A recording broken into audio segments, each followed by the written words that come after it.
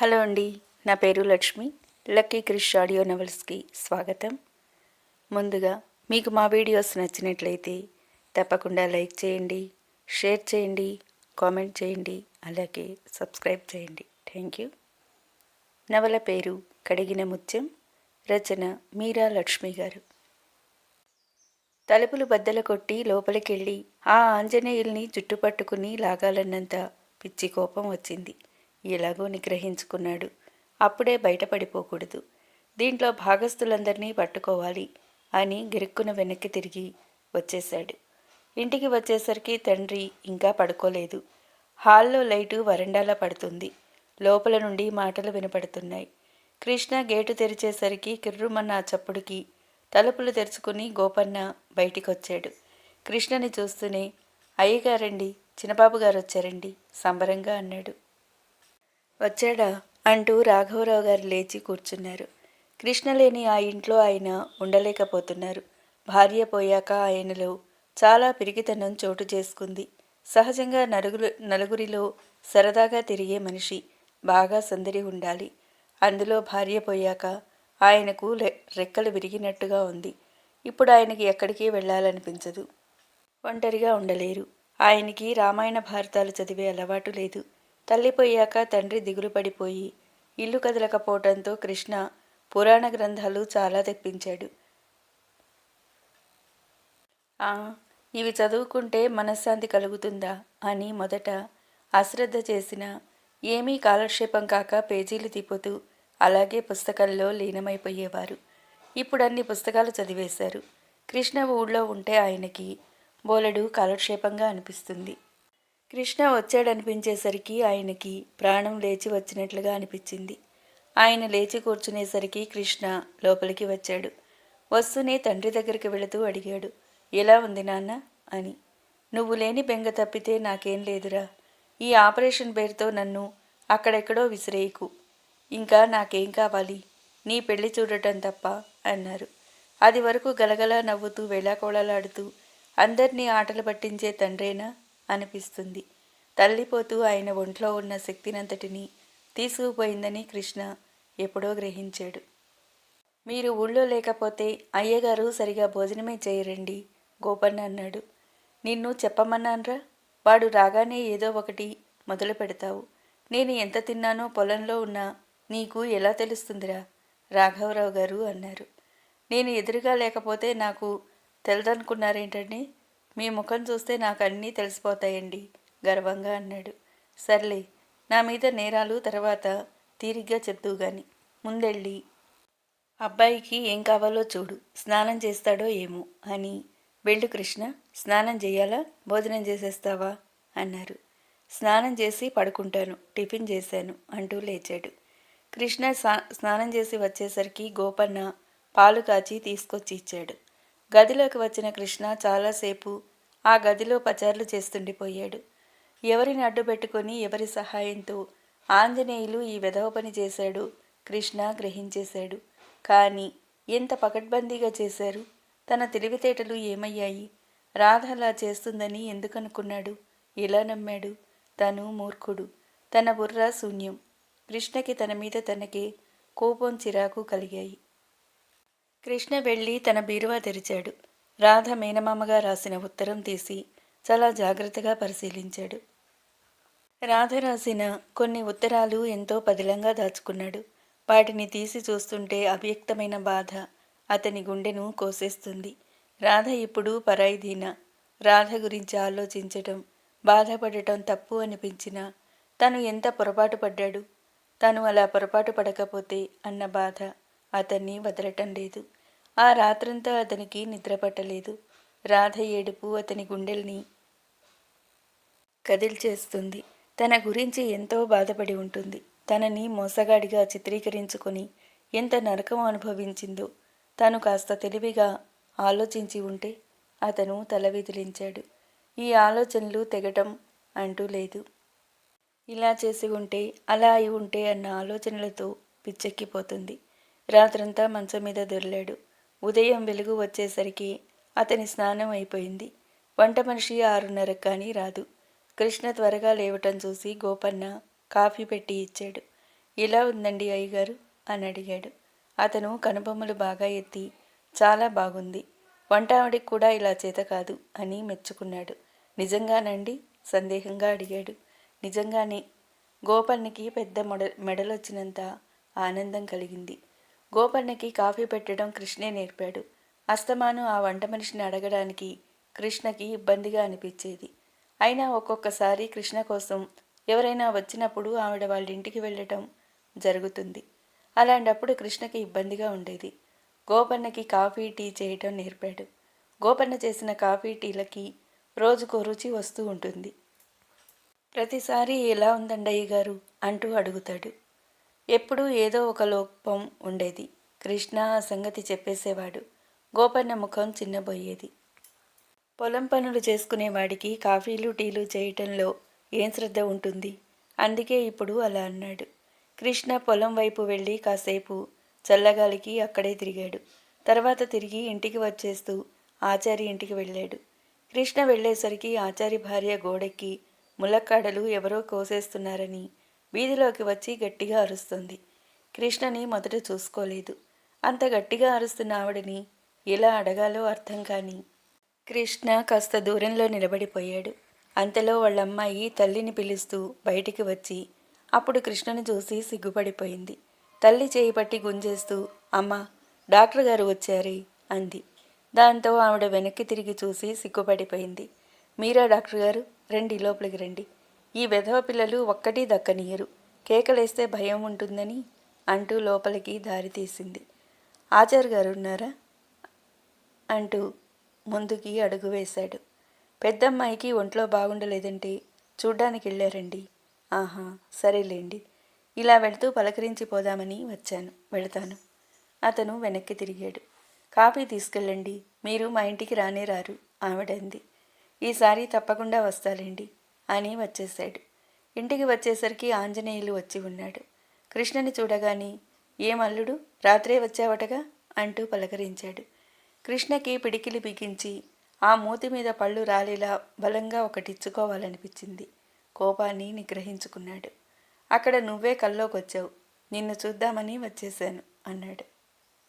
చూశారా బావగారు, మాటల్లో కృష్ణతో నెగ్గలేమండి. రాఘవరావు గారికే తిరిగి అన్నాడు. ఈ విషయంలో పూర్తిగా మేనమామ పొలికే వచ్చిందయ్యా, ఇక నోరెత్తకు నవ్వుతూ అన్నారు. పెద్దవారు సెలవిచ్చాక తప్పుతుందా? కృష్ణకేసి తిరిగి మళ్ళీ అన్నాడు. నా డ్యూటీ అయిపోయిందిరా, మీ నాన్నని నీకు అప్పజెప్పాను. కృష్ణ అర్థం కానట్టు చూశాడు. నువ్వు ఊరు వెళ్ళిన దగ్గర నుండి ఆంజనేయులే నాకు కాలక్షేపం. పాపం 2 పూటలా వచ్చి వెళ్ళేవాడు. రాఘవరావు గారు అన్నారు. చాలా థ్యాంక్స్ మావయ్య, మా గురించి చాలా శ్రమపడ్డావు. ఇక నీకు శ్రమ ఇవ్వను అన్నాడు. చాలా అన్న పదం వత్తి పలుకుతూ. అది ఆయన గ్రహించలేదు. అదేం మాటరా? ఎవరి కోసం శ్రమపడ్డాను? నా బావగారి కోసం, నా అల్లుడి కోసం. అయినా ఇది శ్రమే కాదు, బాధ్యత. పెద్దవాళ్ళకి ఎక్కువ కాలం బాధ్యతలు అప్పచెప్పకూడదు. కొంత వయసు వచ్చాక విశ్రాంతి ఇవ్వాలి. కుర్రాడివి, చేస్తానంటే వద్దంటామా? ఏమంటారు బావగారు అన్నాడు. ఆయన గర్వంగా నవ్వారు. చేస్తాను, చేసి చూపిస్తాను. కృష్ణ పళ్ళబిగుననుకున్నాడు. రాత్రి 8 గంటలవుతుంది. కృష్ణ ఆసుపత్రిలో ఉన్నాడు. కాంపౌండర్ని అంత క్రితమే పంపేశాడు. చేయి ఎత్తి టైం చూసుకున్నాడు. 8 గంటలవుతుంది. ఆ టైంలో పల్లెటూరులో ఎంతో అర్జెంట్ అయితే మినహా ఎవరు ఆసుపత్రికి రారు. ఇంకో 10 నిమిషాలు కూర్చుని ఇక వెళదామని లేవబోతున్నాడు. నమస్కారం డాక్టర్ గారు. ఆచారి ఒక్కపొడి నములుతూ వచ్చాడు. లేవబోతున్న కృష్ణ మళ్ళీ కూర్చుండిపోయాడు. ఆచారి గారా, నమస్కారం, రండి కూర్చోండి. తన ఎదురుగా ఉన్న కుర్చీ చూపించాడు. ఆచారి కుర్చీలో కూర్చుంటూ అటు ఇటు చూశాడు. నర్సు, కాంపౌండరు వెళ్ళిపోయారా? నర్సు వాళ్ళ ఊరు వెళ్ళింది. కాంపౌండర్ని ఇప్పుడే పంపేశాను. నేను వెళ్ళిపోయేవాడిని. నడవండి, పనేం లేదు. మా వాళ్ళు మీరు వచ్చారని చెప్తేను. నాకు త్వరగా పడుకునే అలవాటు, ఇంకా వంటబట్టలేదండి. మీకు పని లేకపోతే కూర్చోండి. రాత్రి నేను చేసే పనేముందండి, భోజనం కూడా అయిపోయింది. అదృష్టవంతులు. డాక్టర్గా సలహాలు ఇస్తున్నానే గాని ఏదీ నేను పాటించలేకపోతున్నాను. ఏమిటండి సంగతులు? అతను టేబుల్ మీదున్న పేపర్ వెయిటు అటూ ఇటూ తిప్పుతూ దీక్షగా దానికేసే చూస్తున్నాడు. ఏం సంగతులండి? అన్నీ ఆర్థిక సంగతులే. పెద్దమ్మాయికి ఒంట్లో బాగాలేదంటే చూసి రావటానికి వెళ్ళాను. అక్కడికి వెళ్ళి చిన్నమ్మాయి దగ్గరికి వెళ్ళకపోతే చంపేస్తుంది. మీకు అక్కయ్య అంటేనే ఇష్టం అంటుంది. వెళితే సరిపోదు, ఏదైనా చేతిలో పెట్టాలి. రాబోయే పండక్కి రమ్మని ఆహ్వానించాలి. ఆడపిల్లలు వద్దు బాబోయ్ అనిపిస్తుంది. నాకు చేయాలనే ఉంటుంది. నేను ఆఫీసర్నా? బ్రతకలేక బడిపంతులు ఉద్యోగం చేస్తున్నాను. కృష్ణ అడగటమే చాలు అన్నట్లు గబగబా తన కష్టాలు ఏకరవు పెట్టేశాడు. బ్రతకలేక బడిపంతులని అలా నీరసపడిపోతే ఎలాగండి? ఏదో ఒక దారి చూసుకోవాలి. తిప్పుతున్న పేపర్ వెయిట్ ఆపి తల ఎత్తుతూ అన్నాడు. ఏ దారి కనపడటం లేదండి, ఒక్క గోదారి తప్ప దిగులుగా అన్నాడు. కృష్ణ తన కష్టాలు అడగటంతో ఆయనకి ఆశలాంటిది కలిగింది. పెద్దాడు చదువులేక అచ్చోసిన ఆంబోతులా తిరుగుతున్నాడు. వాడి గురించి చెప్పనా అనుకున్నాడు. అలా నిరుత్సాహపడిపోతే ఎలాగండి? మీ పెద్దవాళ్ల సహాయము సహకారము తీసుకోవాలి. చేతులు ముడుచుకుని కూర్చుంటే ఏ పని అవదు. క్రీగంట ఆచారిని చూస్తూ అన్నాడు. ఇప్పుడు చెప్పేయినా? మంచి మూడ్లో మహా తీరిగ్గా ఉన్నాడు. ఆచారికి సంబరం వచ్చినట్టయింది. ఈ ఊరి పెద్దవాళ్ళు ఏమంతా సహాయ సహకారాలు అందిస్తారో మీకు తెలియందేముంది డాక్టర్ గారు. వారంతా చెప్పుకోవడానికే పెద్దలు. కృష్ణని ఆ తర్వాత ఉబ్బేయాలనుకున్నాడు. అదేమిటండి, పెద్దకాపు గారు వాళ్ళ అబ్బాయి సుస్థితో చాలా మారిపోయారుగా? మారింది మీ ఒక్కరి దగ్గరే. మీ అవసరం ఆయనకి ఉంది, లేకపోతే కొడుకు చచ్చిపోతాడు. మీరు ఏదీ పట్టించుకోకుండా వైద్యం చేశారు. కొడుకు బతికి బట్టకట్టాడు. మీరంటే నిజంగా గౌరవమే కలిగిందో నటిస్తున్నాడో ఆ పరమాత్ముడికే తెలియాలి. అరమోడ్పు కనులతో పైకి చేతులు జోడించాడు. మీరు ఆ పరమాత్ముడిని నమ్ముకుని ఎక్కడేసావే గొంగళి అన్న సామెతలా ఇలా ఉండిపోయారు. మనం ఎదగటానికి ప్రయత్నించాలండి. నాలాంటి వాళ్ళు ఎదగడానికి ప్రయత్నిస్తే ఉన్నది కూడా పోతుందండి. పిల్లల్ని పెద్ద చదువులు చదివించే స్తోమత లేదు. ఉన్న చదువులకి ఉద్యోగం రాదు దిగులుగా అన్నాడు. పెద్దవాళ్ళు నీడని చేరితే వాళ్లే మిమ్మల్ని పెద్దవాళ్ళని చేస్తారు. నేను ఈ ఊరు వచ్చినప్పటి నుండి చూస్తున్నాను. మీరు మీ ఇల్లు నేను ఈ ఊర్లోకి వచ్చినప్పుడు ఎలా ఉన్నారో ఇప్పటికీ అలాగే ఉన్నాయి. మీరు సత్యకాలం మనుషులు. ఈరోజు పూరిపాక ఉన్నవాడు అంచెలంచెలుగా పైకి వచ్చి మేడలు కడుతున్నారు. తెలివి ఉపయోగించాలండి. ఈయనకి ఏదైనా అవసరం ఉందేమో, అది తిన్నగా అడగలేక ఇలా ఇత్తేడేమో. ఈయనకి తనతో అవసరం ఏంటబ్బా? ఏదైతే తనకేం, ఈరోజు తన పుణ్యం వచ్చింది. లోపల చాలా సంతోషించాడు. పేదవాడి కోపంలాగే తెలివి కూడా పెదవికి చేటవుతుందండి. గొంతులో చాలా దిగులు నింపుకుంటూ అన్నాడు. అందరినీ మీరు అలా తీసిపారేస్తే నాకు బాధేస్తుందండి. పెద్ద కాపు అలాంటి వాళ్ళు కొంతమంది స్వార్థపరులు ఉండవచ్చు. సాటి మనిషి బాధ పోగొడుతుంటే పట్టించుకొని మంచివాళ్ళు కూడా ఉంటారు. మా మావయ్యనే తీసుకోండి. ఉపకారం అంటే అందరికన్నా ఆయనే ముందుంటాడు. ఇంతవరకు మీరు ఆయన సహాయం కోరి ఉండరు. ఆచారి ముఖంలో మారబోయే రంగులు శ్రద్ధగా గమనించడం కోసం అతనికేసే చూస్తూ అన్నాడు. ఆచారి గొంతుకి ఏదో అడ్డుపట్టేట్టయింది. కృష్ణకేసి చూసే ఆ చూపుల్లో భయం రెపరెపలాడింది. వాళ్ల పనులు మీరు చేసి పెడుతుంటే మీ అవసరాలు ఆయన చూడకపోడు. ఇదేదో శృతిముంచకముందే అక్కడి నుండి జారుకోవాలనుకున్నాడు. మన గ్రహచారం బాగుండాలే గాని ఎవరు ఏం చేయగలరండి?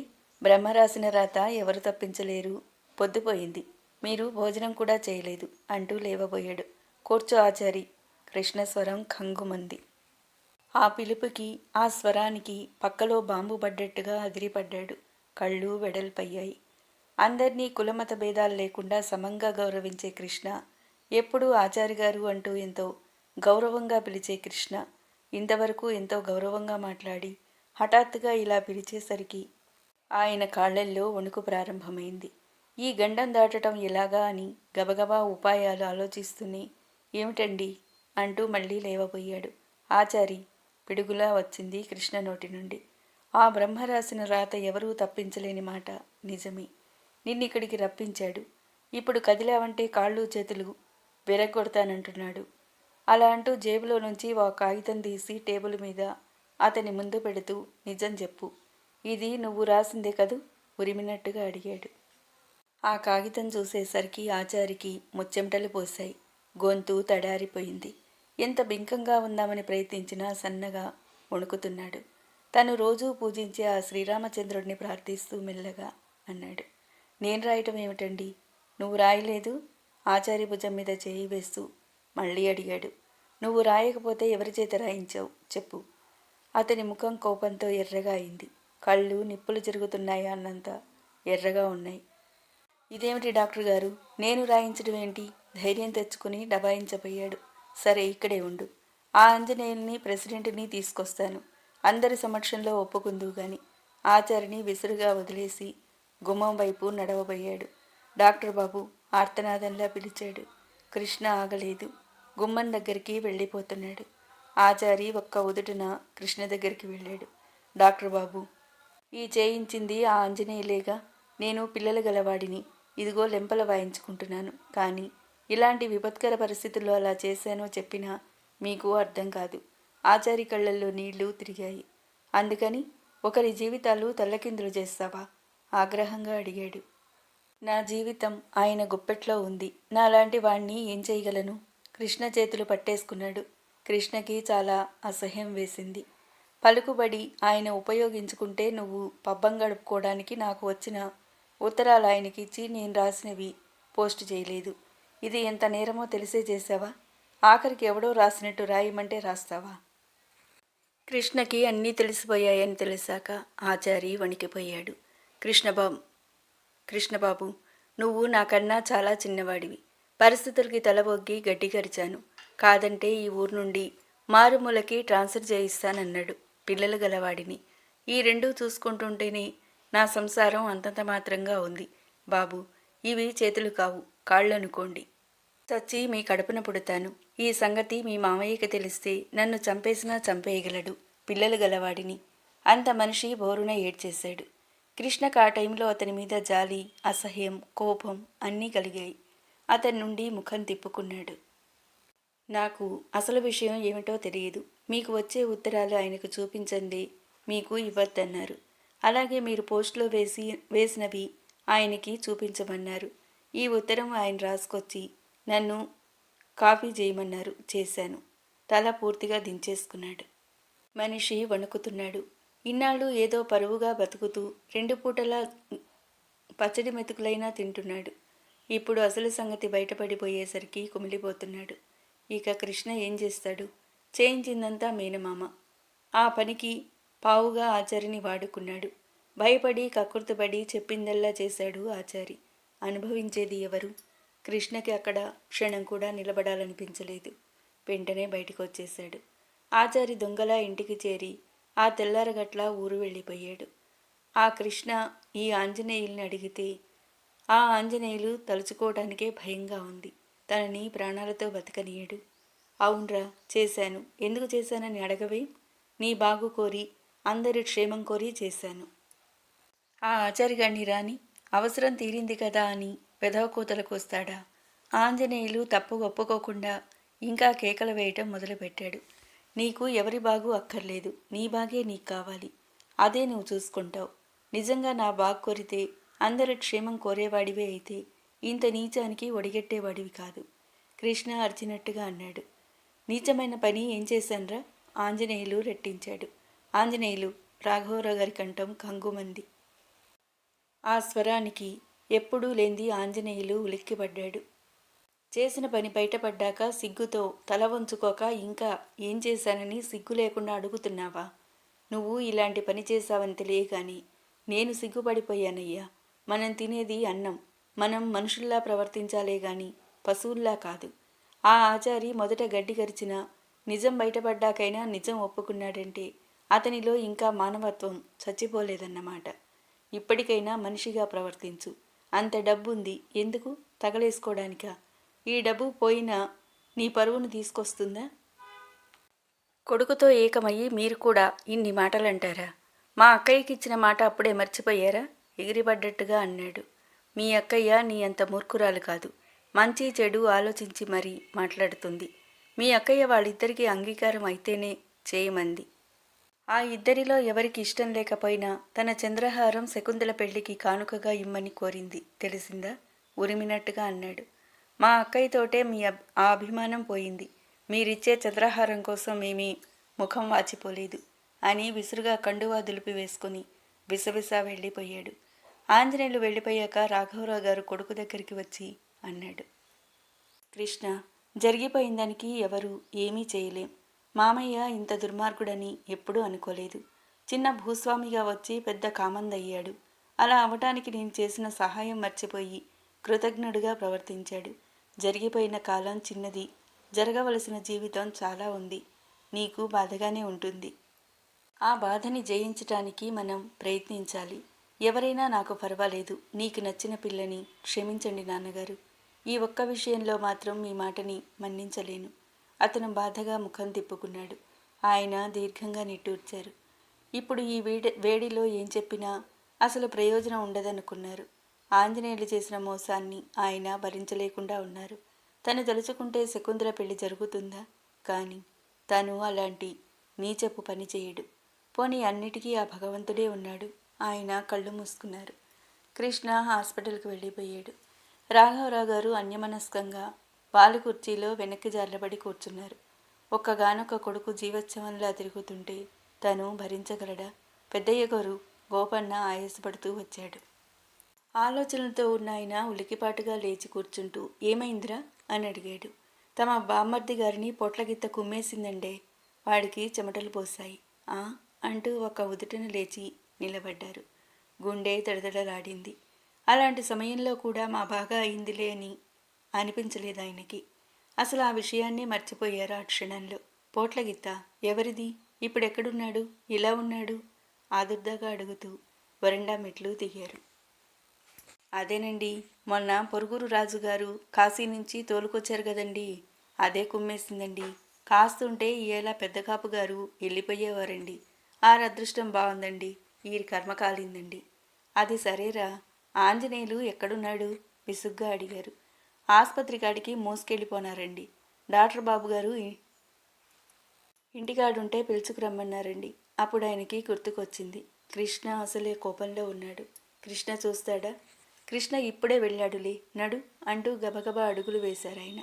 ఆయనకి చెమటలు పట్టేశాయి. కాళ్ళు వణుకుతున్నాయి. గుండె ఆగిపోతుందేమో అన్నంత వేగంగా కొట్టుకోసాగింది. ఆ గిత్తని తెచ్చుకోవద్దని ఆయన చెప్పారు. అది పొట్ల గిత్త వద్దు అని ఎంతో చెప్పి చూశారు.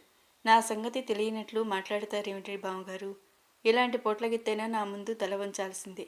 అయినా ఇలాంటి పొగలబోతు గిత్తల్ని తెచ్చి మచ్చిక చేసుకోవటంలో ఉండే ఆనందం మరి దేంట్లోనూ ఉండదండి. నెల రోజులు ఓపిక పట్టండి, మీరే తెల్లబోతారు అన్నాడు. ఏమైంది? నిజంగా తెల్లబోయేటట్లే చేసింది. ఆసుపత్రిలో వరండాలో జనం మూగి ఉన్నారు. కాంపౌండర్ వచ్చి గదమాయించిన ఒక్క అడుగు వెనక్కి వేస్తున్నారే గాని ఎవరూ కదలటం లేదు. రాఘవరావు గారిని చూసి అందరూ పక్కకు తొలగి దారి ఇచ్చారు. ఆయన లోపలికి వెళ్లేసరికి తండ్రి వచ్చినట్టు కృష్ణకి కబురు అందిపోయింది. వెంటనే నర్సును పంపాడు, తండ్రిని లోపలికి తీసుకురావద్దని. డాక్టర్ గారు ఇప్పుడు ఎవరిని లోపలికి రానియవద్దన్నారండి అంది. ఆంజనేయులకి ఎలా ఉంది? కృష్ణ చూస్తున్నాడు అనిపించేసరికి ఆయన మనసు కొంత కుదుటపడింది. చిన్న దెబ్బలండి. ఆయనకి కంగారు పడిపోయి దొర్లటంలో కాళ్ళు చేతులు కొట్టుకుపోయాయి. మిమ్మల్ని ఇంటికెళ్ళి పొమ్మన్నారు. అయినా ఆయన వెళ్ళలేదు. అక్కడే ఓ కుర్చీలో కూర్చున్నారు. అరగంట తర్వాత కృష్ణ బయటికి వచ్చాడు. కొడుకుని చూడగానే ఆదుర్దాగా లేచి నిలబడ్డారు. చిన్న దెబ్బలు, మీరెందుకు వచ్చారు? ఆయన కొడుకుని వాత్సల్యంగా చూస్తున్నారు. తనగంత అన్యాయం చేసిన మేనమామని, కొంతసేపటి క్రితం అసహించుకున్న మేనమామని అసహించుకోకుండా ఆపద సమయంలో వైద్యం చేశాడు. దేవుడు ఎక్కడో లేడు, ఇలాంటి వాళ్ల గుండెల్లోనే ఉంటాడు. తన కొడుకు ఆయన ఛాతీ గర్వంతో పొంగింది. ఏమిటి నాన్న? తండ్రి దగ్గరకు వస్తూ అడిగాడు కృష్ణ. ఆయన చప్పున కొడుకుని కావలించుకున్నాడు. నువ్వు నిజంగా దేవుడివిరా అన్నాడు. అదేం మాట నాన్న, నా వృత్తి ధర్మం నెరవేర్చాను. అంతలో శకుంతల ఏడుస్తూ వచ్చింది. శకుంతలని నవ్వుతూ కోపంగా రోషంగా చూశాడే కానీ కంటతడి పెట్టడం కృష్ణ ఎప్పుడూ చూడలేదు. వస్తూనే మా నాన్న ఏడి?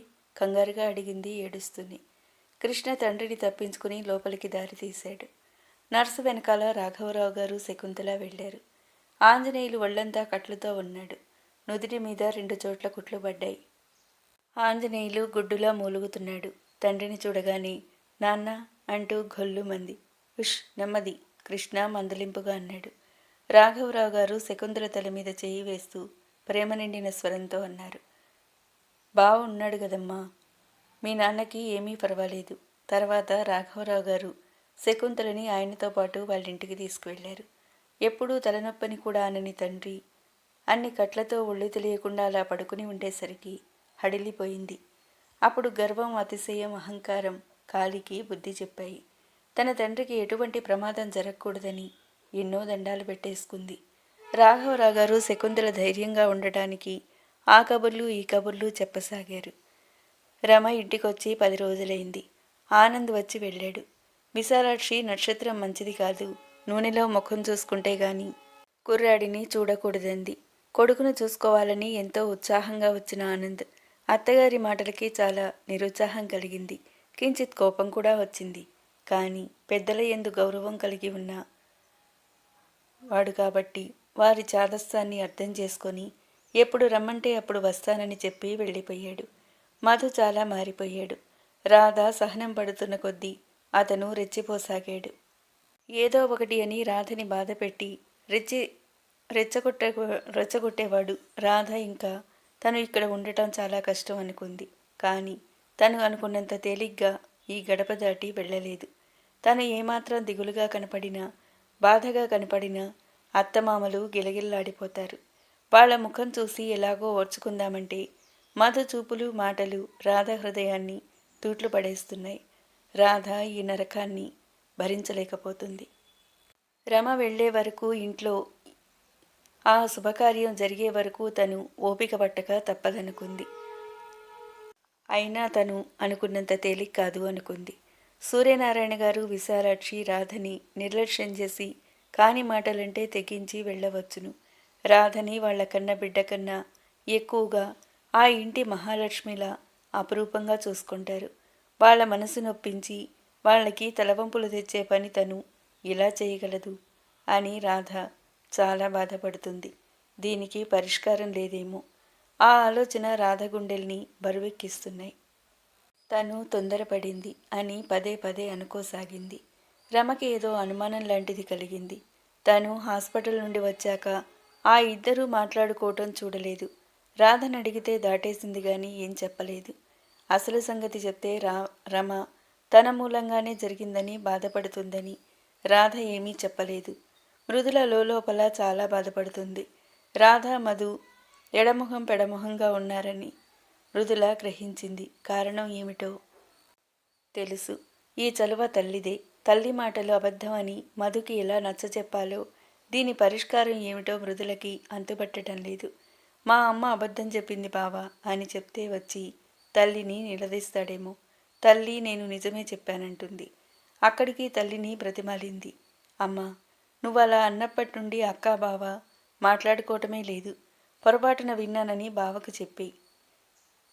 ఆ మాటతో ఆవిడ గయ్యమంది. మధ్య నన్ను చెడ్డదాన్ని కమ్మంటావా? ఆ మాట అనటానికి నీకు నోరెలా వచ్చింది? మధ్య నీకెందుకు బాధ? నీ గురించి నేను బాధపడుతుంటే నాకు నీతులు చెప్తున్నావా? చేసిన పాపం ఊరికే పోతుందేమిటి? అనుభవించని. నా ఉసిరే తగిలి ఉంటుంది. ఆవిడ తల ఎగిరేసింది. నువ్వు అసలు మనిషివి కాదు, ఉడుకుమొత్తనంగా అంది. రాక్షసుల పంచన ఉన్నాక మనిషి అనే మాట మర్చిపోయాని పిచ్చి పిచ్చిగా వాగావంటే డొక్క చీరేస్తాను. నోరు మూసుకొని పడుకో. కసురుకొని అటు తిరిగి పడుకుంది. పోనీ రమతో చెప్పేద్దామా అనుకుంది. రమ ఏమంటుందో, లేక ఇదంతా తన అనుమానమేనా? కాదు. రాధక్క కాఫీ ఇస్తే అత్తయ్య ఎదురుగా అందుకొని అత్తయ్య అటు వెళ్ళగానే కాఫీ ముక్కల్లోకి వంచేశాడు. అది వరకు బావ ఇలా లేడు. ఇది అమ్మ ప్రభావమే అని మదనపడసాగింది. రమ మధుని, రాధని చాలా శ్రద్ధగా గమనించసాగింది. మధు తనకి ఏం కావలసి వచ్చినా తల్లి ఉంటే తల్లిని, తల్లి అక్కడ లేకపోతే మృదులని అడుగుతాడు. అందరితో పాటు రాధ కాఫీ అందించినా, భోజనం వడ్డించినా ముభావంగా తీసుకుంటాడు. వద్దు అన్నట్టు చెయ్యి అడ్డు పెడతాడు. సిగ్గుపడటానికి కొత్త దంపతులు కాదు, చిన్నపిల్లలు కారు. పుస్తకట్టిన క్షణం నుండి రాధా రాధా అని నామస్మరణ చేసిన అన్నయ్య అలా ఎందుకుంటున్నాడు?